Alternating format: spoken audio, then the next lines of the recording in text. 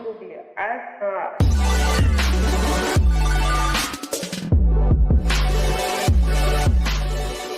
going on, guys? It is the SMT. Thanks for tuning in to watch this edition of the SMT YouTube channel. Today we are looking at AT&T's Q1 2020 earnings and performance metrics. A lot of investors out there that watch the channel, a lot of people that just like to know what's going on with AT&T, which may be their carrier of choice, or it could be that you just like to keep up on whatever's going on in the wireless marketplace and compare them to other carriers. This video summarizes everything for you.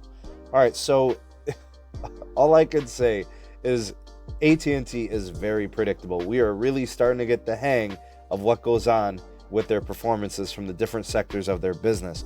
Before I get into all of those details, please turn your attention quickly to the description box where we have links to the following items. We've got the SMT Patreon page link, the second channel link, Sneed Mobile Tech live streams.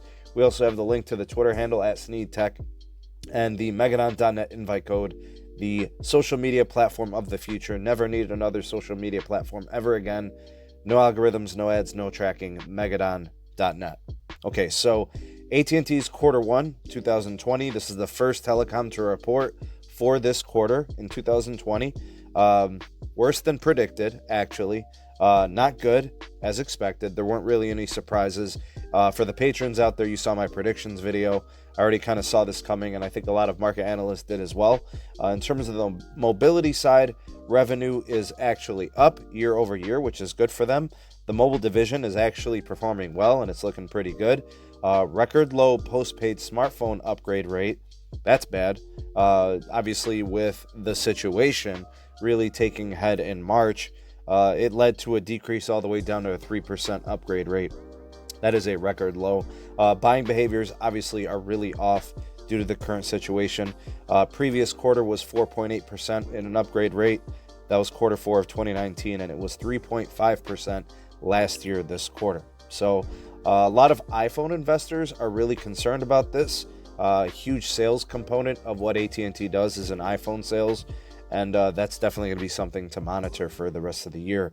In terms of actual wireless subscribers and things of that nature, new postpaid subscribers added 163,000.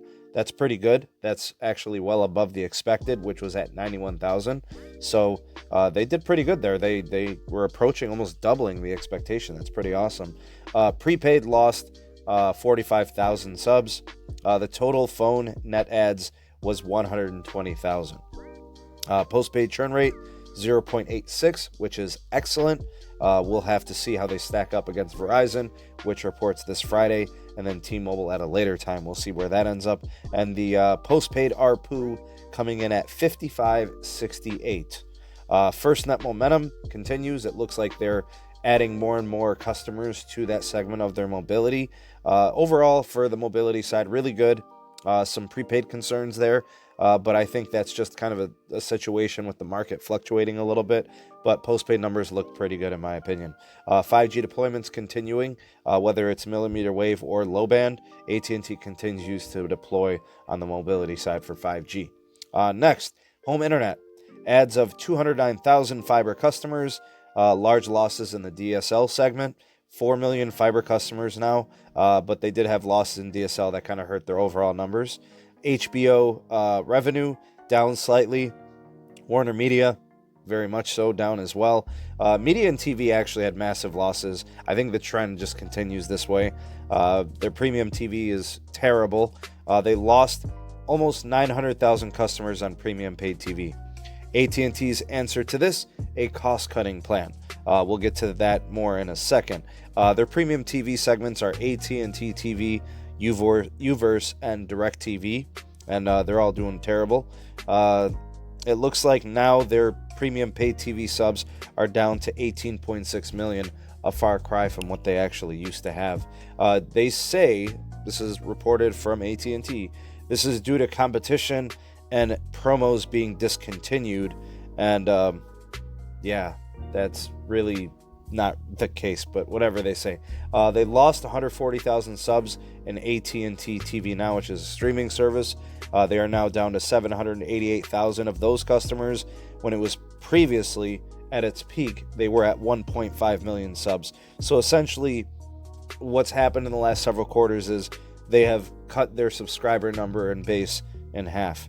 DirecTV Now used to have 1.9 million subs. They are now below 1 million subs. They say that this is due to, getting rid of and eliminating promotions. Their saving grace, or their ace in the hole, is going to launch officially this month. May 27th will be the HBO Max launch, and that's supposed to really save the day for them. $15 a month for the service.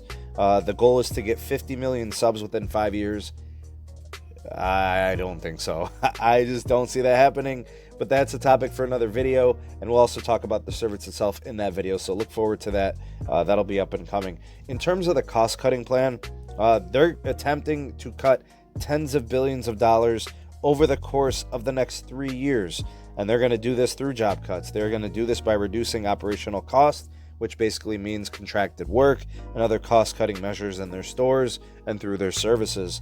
Shares and stocks, you might want to know about this. AT&T will be paying dividends, and they will be making debt payments. So they're going to continue to do what they have to do to stay a profitable business and to stay, I guess, preferred amongst investors. The pandemic has really hurt Big Blue. It's clearly obvious they had a terrible, terrible quarter, kind of expected in predictions. Mobility is good. Everything else is bad. So that's the trend. Media was terrible. Mobility was good. Love to hear what you guys have to say on this. If you got a comment or something you want to add, I don't know. I've talked about AT&T extensively in terms of their business approach with certain segments of their business and their mobility side. I don't know. Drop me a line. Let me know what you guys have to say. The pulse of the people, the voice of the SMT Nation. Go ahead and drop me a line. Let me hear what you guys have to say on this topic. If you stayed and watched this whole entire video, hashtag Big Blue. Hashtag Big Blue for AT&T. Also, if you want to help me out, help out the channel, you can like this video and then share it to your favorite social media platforms. That would be amazing. Also, if you're new, maybe this is your first time here, consider subscribing and then hit that notification bell so you never miss an upload from the SMT. And I've also put some other videos for you to check out. Here's 3 or 4 that I hand selected for you to check out if you'd like to do so. Thank you so much in advance for that. Appreciate you guys being here. I hope you guys have a great rest of the day, and we'll see you on the next video. Peace.